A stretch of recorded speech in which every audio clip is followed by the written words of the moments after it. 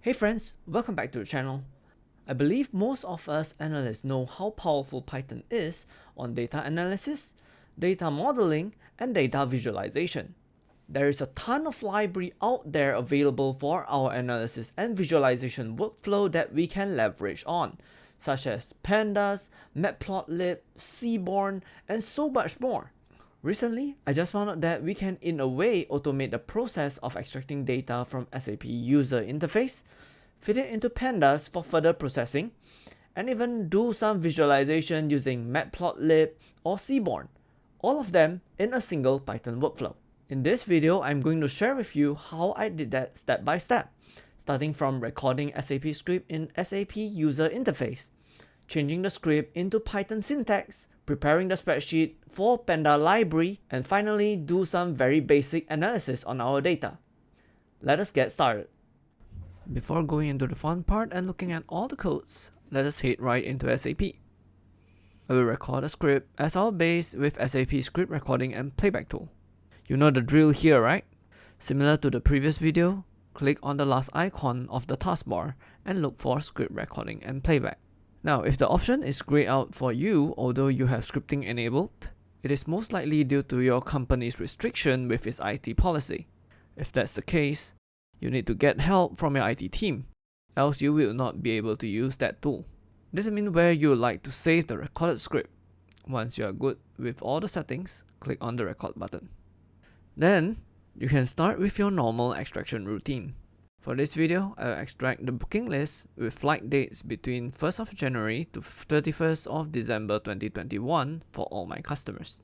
I will access the T-code SC16, then input 1st January 2021 as my start date and 31st December 2021 as my end date for the flight date parameter. Click on Execute.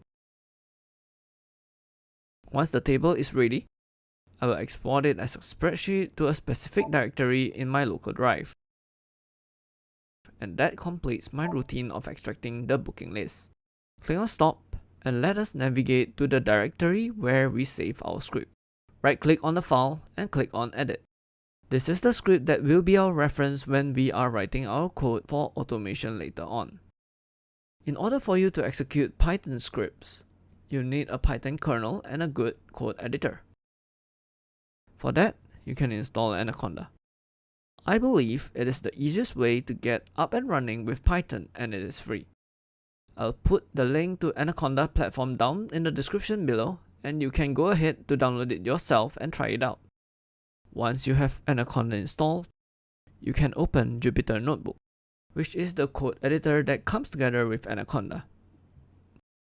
Once the browser is ready, you can either create a new notebook or open an existing one.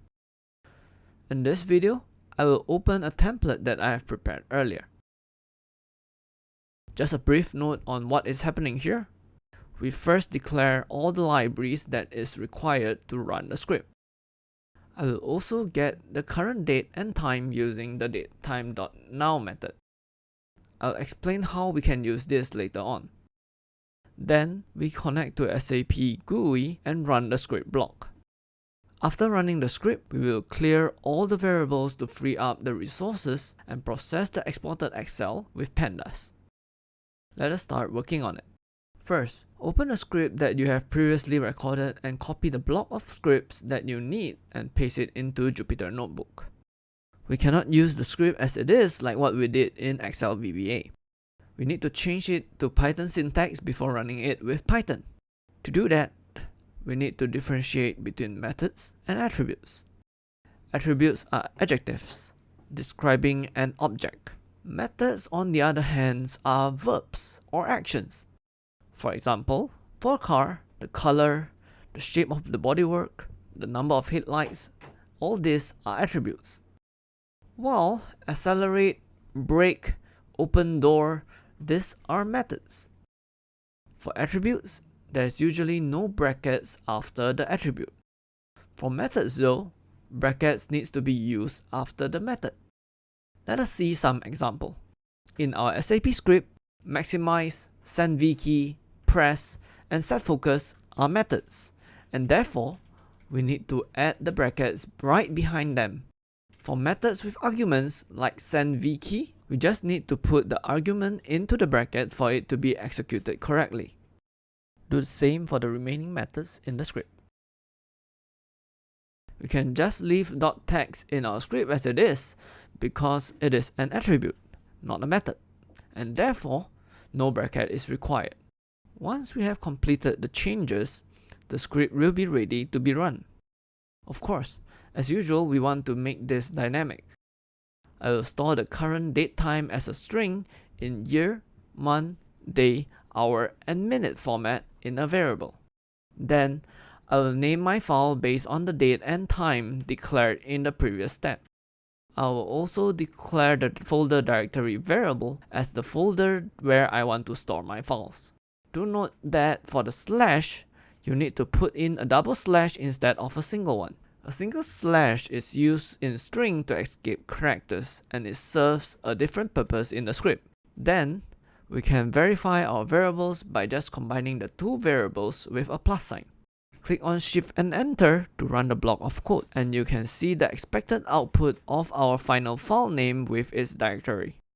Then, I can request for user input for the start date and end date using the input method. Let's try it out. You can see that it is working as expected and it is asking for our input.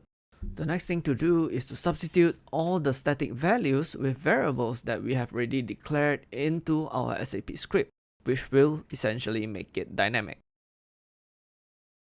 Now let us try out the script by pressing Shift and Enter. It is now working as expected, extracting our booking list with flight date between 8th of April and 1st of May. If we navigate to the directory that we declared, you will find that the file is exported and named based on what we have configured earlier. Now that our Excel is ready, it is time for us to put it into Pandas data frame so that we can do some further analysis.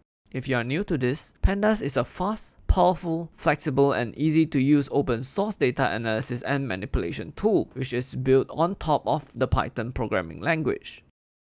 To import the Excel spreadsheet into Pandas, we can simply just use the read Excel method, putting in the full Excel workbook path as its argument.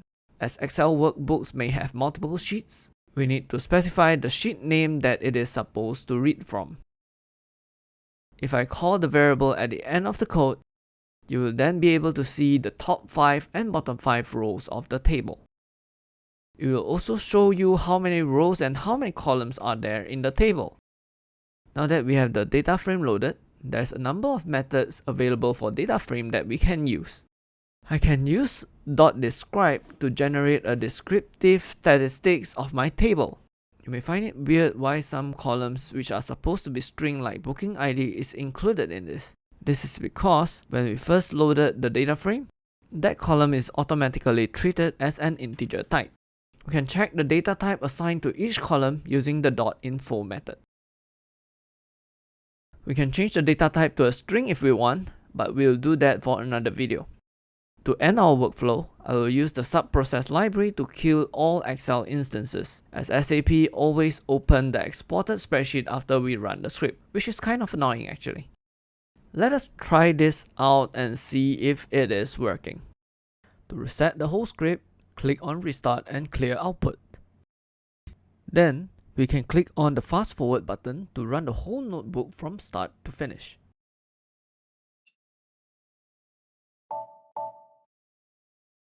This is it, a very simple and straightforward workflow starting from exporting a spreadsheet from SAP, loading it into Pandas data frame, and using Pandas to understand some information that is available in our exported spreadsheet. If you are interested to learn more about Pandas or Python in general, be sure to let me know down in the comment section below. I'm still relatively new to this, but I find this very interesting. I'll be more than happy to share what I have learned along the way. If you have watched up until this point, thank you so much for your support. My name is Joel. Thumbs if you like it, sub if you love it, and I will catch you in the next one. Bye bye.